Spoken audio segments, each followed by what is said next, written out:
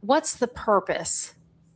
If you just had to tell anybody, what's the purpose of that recovery? Well, our goal was to give them some immediate tools that they could use on their own, and even providing the book and the Midlife Divorce Recovery kind of master plan, and that a person could go through on their own, without starting a group or anything like that. So that's how we started, just to give them a single person, if they wanted to, they could get the materials, get the master plan, and work through it themselves. And so that's kind of just one thing that we offered as far as tools and tips. They would get a packet. I love the package we would send, because it had some special soap in it for take a shower. It had a nighttime thing to put over your eyes to sleep, and it had a loofah. And hey, I thought that was brilliant, by the way. I'm just going to pop in and interrupt. In your workbook, that you're like, buy yourself a special soap. And I'm not going to lie, at first when I saw that, because I don't identify as like a really frou-frou girly girl, I had an eye roll. When it said, buy yourself a smelly soap that you like, I was like, oh, for Pete's sake.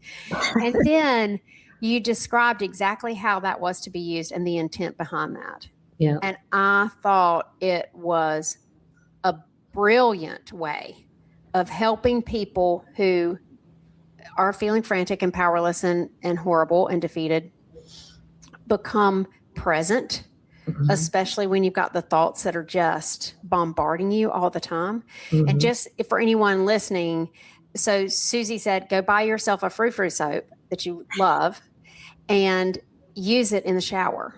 And when you're in the shower, smell your soap, which gets you into your senses, which gets you present.